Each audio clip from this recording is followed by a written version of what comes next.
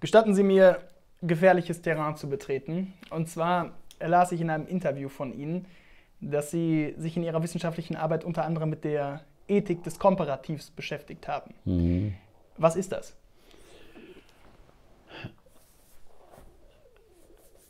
Ich will es mal klar machen, wir sagen, wir wollen eine freiheitliche Ordnung.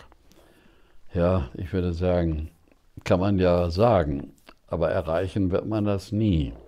Was man aber politisch erreichen kann, ist, das Maß der Unfreiheit komparativisch zu vermindern. Sie werden nie eine gerechte Gesellschaft haben, in der alle dann sagen, die ist gerecht. Aber sie können eine Gesellschaft mit weniger Ungerechtigkeit politisch immer erleisten. Ja. Und das ist der Sinn des Komparativs. Abschied vom Superlativ. Es geht also auch in die Richtung der Kunst des Möglichen, vielleicht? Ja. Das hat Bismarck, glaube ich, gesagt. Ja, schon vorher auch. Ja.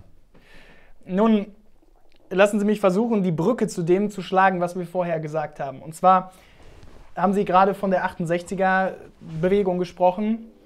Eine Reaktion darauf war der radikalen Erlass, zum Beispiel von Willy Brandt 1972. Ich glaube, dass man das so sagen kann.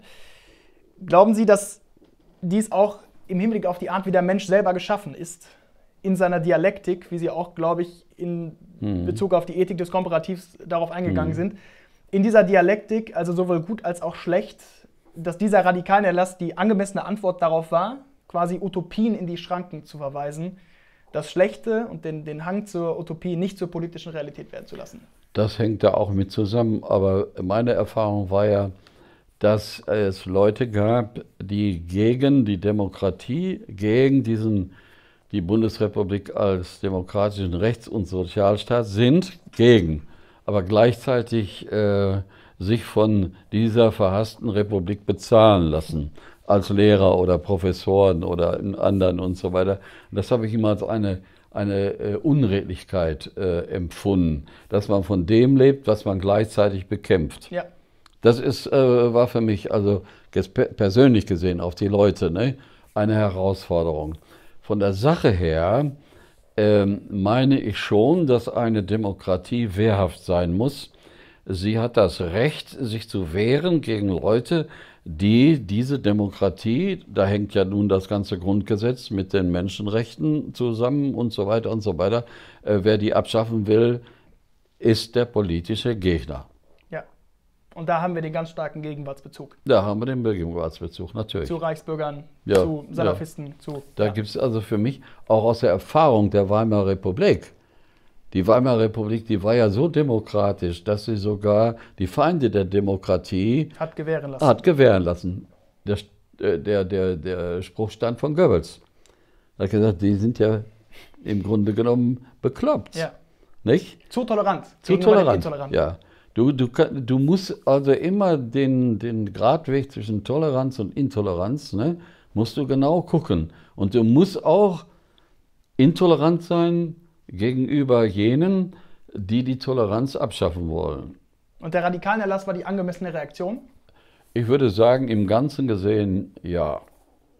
Abgesehen davon, dass das damals ja anschließend kaum praktiziert worden ist. Ne? Ja. Ich glaube, 1100 Fälle hat es gegeben.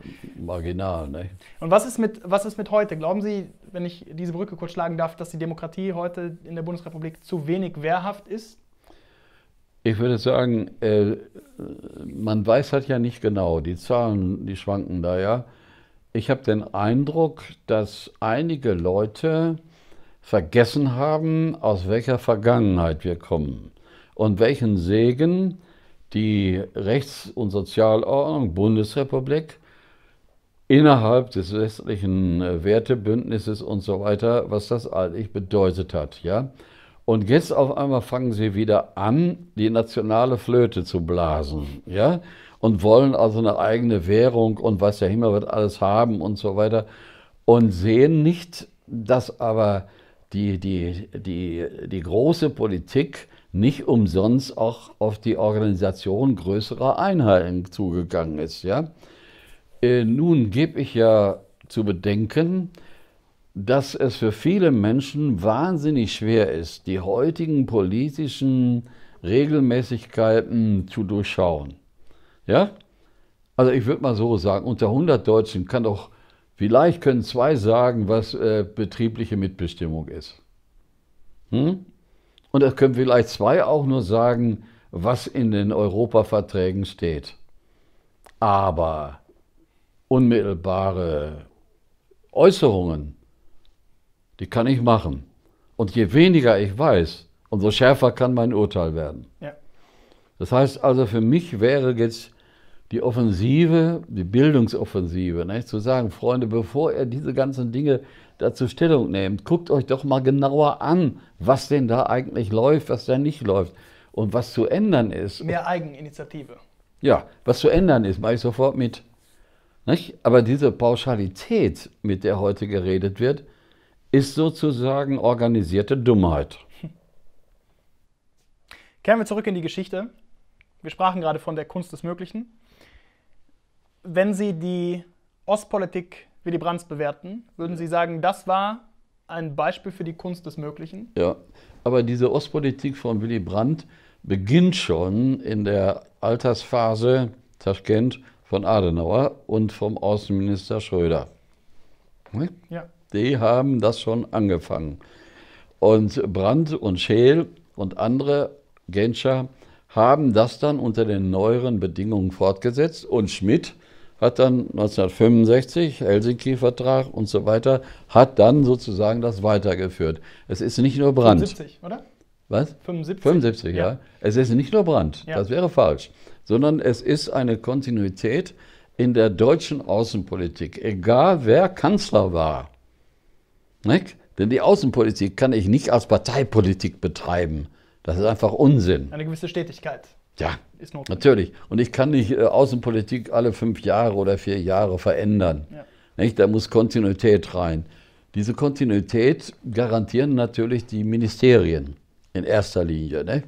Ja, da sitzt eigentlich der Sachverstand, die Kontinuität und so weiter. Und ich würde aber sagen, dass wir mit unserem bisherigen Bundeskanzlern an diesem Punkt wirklich historisch gesehen, gemessen an vielen anderen, die vorher dran waren, immer Glück gehabt haben. Glauben Sie, dass der NATO-Doppelbeschluss auch in diese Kontinuität hineingeht? Ja, ich war ja schwerer Anhänger des NATO-Doppelbeschlusses mit Helmut Schmidt, weil der ist ja nie durchgeführt worden. Der ist ja nur angedroht worden. Ja? Und die Russen dann mittlerweile erkannten, die gaben ja schon 35% ihres Haushaltes für Militär aus. Wir übrigens 4%, nicht? Und die Amerikaner 6% und so weiter. Das heißt also, diesen nächsten Schub an Aufrüstung hätten die Russen ökonomisch nicht durchgehalten. Ja. Und das gehört zur Politik, dass ich dann die Schwächen des Partners ausnutze, ohne den Partner deshalb weghaben zu wollen. Und das haben unsere Außenpolitiker, Genscher und andere hervorragend gemacht. Die haben genau dieses Prinzip, über das wir dann ja auch in Akademien und auf Parteitagen und auf Treffen mit der CDU und so immer diskutiert haben. Wie machen wir das? Wie kriegen wir das hin? Nur, das ist intellektuell für die meisten Menschen viel zu anspruchsvoll. Entweder oder. Sie glauben, dass diese Demonstrationen, die ja damals sehr massiv gewesen sind gegen diesen NATO-Doppelbeschluss, Ja. und letzten Endes vielleicht auch dazu beigetragen haben, dass Schmidt dann irgendwann nicht mehr Kanzler war, Ja, weil ihm der genau. Rückhalt in der eigenen Partei fehlte. Ja. Sie glauben, dass diese Demonstrationen auch aufgrund eines gewissen Unverständnisses und Unvermögens, Nein, eines Mangels an Eigeninitiative, nein, das sehe ich jetzt etwas anders. Also mein guter Freund Erd Eppler, der war ja nun die Symbolfigur, ne? Da in Bonn bei der großen Kundgebung. Und da waren wir eben anderer Auffassung, was die Methodik angeht, nicht das Ziel. Ne? Kriegsverhinderung war immer unser gemeinsames Ziel. Aber wie verhinderst du Krieg? Wie verhinderst du das? Wie heute. Ne? Helmut Schmidt, wenn der nach Moskau kam, konnte ja immer sagen, ihr unterstellt uns immer, wir machen Kriegspolitik. Guckt euch aber mal die Stärke unserer Friedensbewegung an. So war das. Ja. Wenn er in die USA kam und die USA wollte den härteren Kurs machen, dann hat er gesagt, nicht in Deutschland. Guckt euch mal an, wie mächtig da die Friedensbewegung und zusammen mit unserer Friedenspolitik ist. Wir können nicht auf euch eingehen. Dieses war, Helmut Schmidt, dies war ein außenpolitisch genialer Schachzug. Er hätte schief gehen können. Darauf haben Erd und ich uns dann immer geeinigt, er hätte schief gehen können, wenn nicht gleichzeitig in Russland nicht nur die militärische, ökonomische Schwäche, sondern die gesellschaftliche Erosion nicht Raum gegriffen hätte. Was hätte schiefgehen können? Wenn die Russen ihrerseits gesagt hätten, wir machen da mit. Da war dann aber das Problem, und jetzt kommt wieder eine Genialität, und jetzt muss ich Herrn Honecker mit ins Spiel bringen. Honecker wusste ganz genau, wenn es eine Ost-West-Auseinandersetzung gibt, sind wir in Mitteleuropa die zuerst Betroffenen.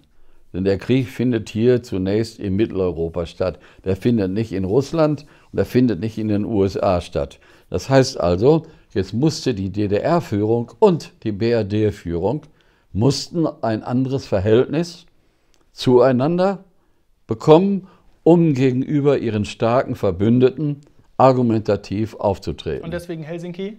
Ja. Das ist, also wenn man sich das genau anguckt, auch von den Quellen her, das ist schon genial gewesen, was die Leute da gemacht haben.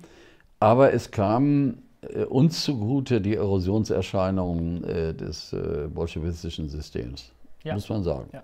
Sie sind parteipolitisch in der SPD aktiv gewesen. Sie waren von 1975 bis 2002 in der Grundwertekommission der Sozialdemokratie. Welche Fragen stellte man sich da? Also in erster Linie haben wir Grundsatzfragen des Politischen. Was ist Rechtsstaat, was ist Sozialstaat, wie kann das ausgefüllt werden? Ne? Was sind die Werte für die innenpolitische Gesetzgebung und so weiter. Alles, wenn man so will, Fragen der politischen Anthropologie und der politischen Ethik und der Bedeutsamkeit von Werten für die praktische Politik. Wir haben ja mindestens so 20 Sachen daraus gebracht, ne, über alle möglichen Fragen und so weiter, über Frauenrechte und Frauenemanzipation, über die Probleme Ost-West und so weiter und so weiter. Im Grunde genommen das, was so in der durchschnittlichen Parteiarbeit gar nicht so intensiv diskutiert werden kann. Ne? Das war ein sehr elitärer Kreis. Ne? Ja. Das muss man sagen. Und dennoch haben Sie die programmatische Ausrichtung der Partei mit beeinflusst. Ja, würde ich mal bescheiden sagen. Sie hatten Kontakt zu führenden Sozialdemokraten, Ja, unter anderem zu Georg Leber, der Verteidigungsminister von 72 bis 78 war. Welche Persönlichkeit hat Sie in Ihrer SPD-Laufbahn entscheidend beeinflusst, die Sie persönlich kennengelernt haben? also da muss ich mehrere nennen. Natürlich. Da muss ich einmal natürlich nennen die Willy Brandt, Helmut Schmidt. Sie kannten sie alle persönlich? Ja. Und vor allen Dingen jetzt, mit dem war ich richtig befreundet, schon lange bevor er Ministerpräsident war, mit Johannes Rau. Nicht? Das waren 3 wichtige Personen. Dann kam Erd Eppler dazu und vor allen Dingen dann auch Jochen Vogel. Also alle sehr verschieden, aber alle wahnsinnig moralisch und intellektuell diszipliniert. Sie haben die Verschiedenartigkeit dieser Männer angesprochen. Nun wollen wir sehr kurz vielleicht die Unterschiedlichkeit abhandeln und wenn Sie Willy Brandt beispielsweise mit einem Wort... Aber es gibt das Gebot, du sollst nicht Versäumnis reden, wieder deinen Nächsten. Aber trotzdem will ich es versuchen. Das ist, glaube ich, kein sozialdemokratisches Gebot. Das ist uralt.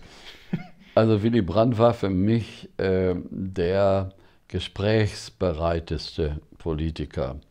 der sehr gut zuhören konnte. Helmut Schmidt war der schnelle Denker, der auch ziemlich bissig werden konnte. Schmidt-Schnauze. Schmidt-Schnauze, ja. Aber zu ihrer Zeit waren sie genau die richtigen Personen. Ja. Willy Brandt hätte das, was Schmidt dann geleistet hat, nicht mehr leisten können. Und das ist ein Geheimnis, wenn man so will, der Geschichte auch. Ne? Wann ist wer an der richtigen Stelle und wann ist seine Zeit zu Ende? Jochen Vogel war einer der solidesten Leute, die ich je kennengelernt habe. Wenn man ihm sagte, kannst du mir mal das und das Schriftstück besorgen, die und die Geschichte, dann nahm er seinen Notizblock, schrieb sie dann auf und nach 2 Tagen hatte sie das im Haus. Ne? Eine Solidität, unwahrscheinlich. Dann auch eine große Bandbreite in der Akzeptation anderer. Sein Bruder war ja nun CDU-Ministerpräsident und so weiter. Nicht? Und der wusste auch, mit CDU-Leuten sachgerecht umzugehen und so weiter. Und Johannes Rau nun, das war natürlich für mich der Typ eines evangelischen Verantwortungsethikers und Verantwortungspolitikers. Johannes war eigentlich von allen der, wenn man so will, der noch von christlichen oder religiösen Motiven geleitet wurde. Die anderen waren alle, vor allen Dingen Schmidt und Brandt, waren alles säkularisierte Protestanten. Ja. Nun müssen wir einen Sprung in der Geschichte machen, wobei Sie das vielleicht gar nicht so bezeichnen würden, weil Sie ja die Geschichte oder die bundesrepublikanische Geschichte und die Politik der unterschiedlichen Regierungen als ein Kontinuum bezeichnet haben. Kommen wir zur Wiedervereinigung. Erinnern Sie sich, wie Sie diesen Moment erlebt haben? Wo Sie ihn erlebt haben? Am 9. November 1989 bin ich morgens, am frühen Morgen, mit einem Taxi von West-Berlin nach Ost-Berlin gefahren, weil wir in Ost-Berlin eine Kommissionssitzung mit Leuten aus dem Osten hatten, mit kirchlichen Leuten. Ich fuhr dann in das Kirchenamt und während wir da unsere Diskussionen hatten über Probleme des Verhaltens der Kirche in den Spannungen zwischen Ost und West, kam so langsam immer mehr Unruhe in das Haus. Das ging dann bis dahin, dass dann irgendeiner kam und sagte, die Grenzen sind geöffnet. Ich habe diesen Tag erlebt im Osten selbst. Ja. Ganz frisch vor Augen. Und ich bin dann mit Tausenden von Bewohnern aus Ostberlin über die Oberbaumbrücke nach Westberlin gelaufen. Und auf der anderen Seite empfingen uns dann Westberliner mit einem Bierchen oder mit Blumen oder irgendwas. Und ich sagte dann, als mir einer sagte, mich brauchen Sie nicht zu beglückwünschen, ich war nur zufällig jetzt im Osten. Ne?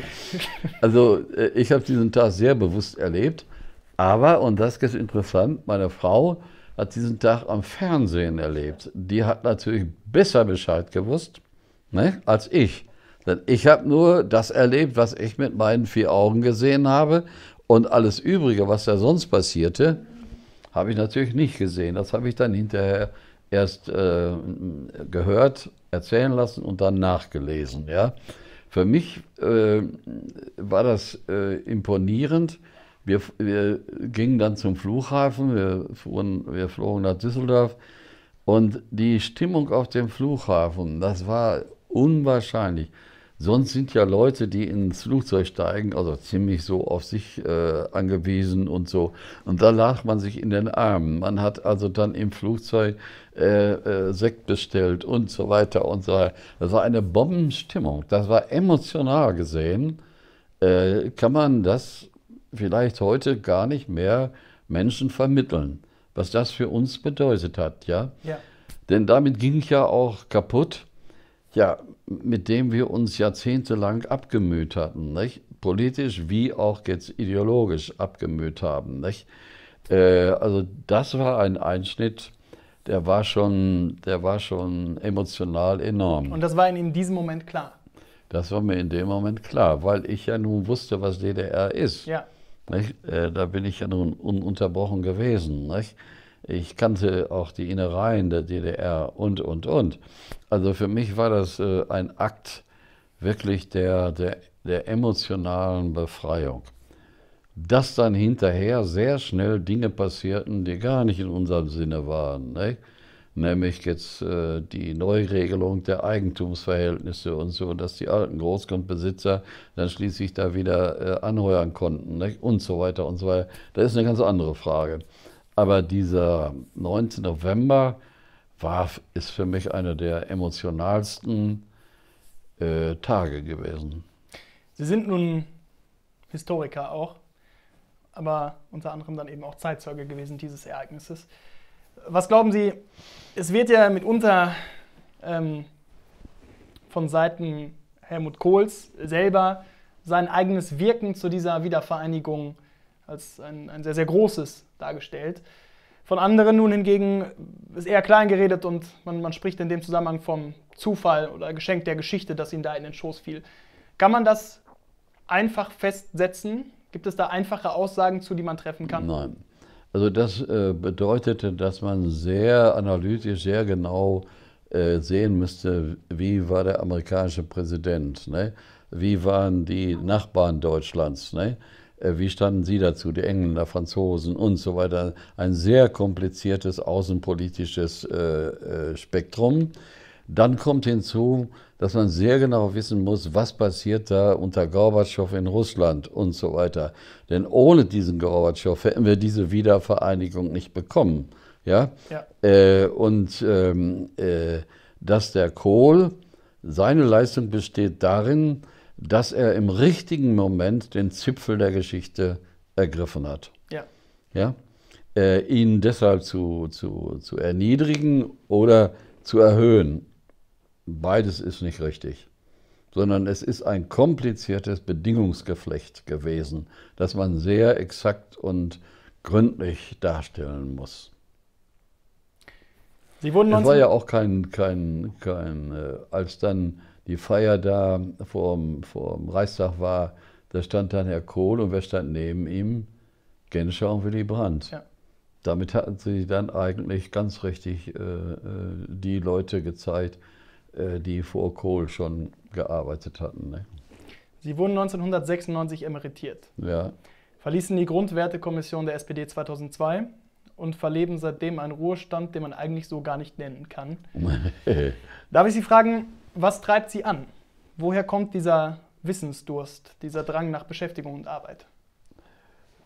Also psychologisch will ich das gar nicht, kann ich gar nicht beantworten. Ich bin ja nicht mein eigener Psychologe.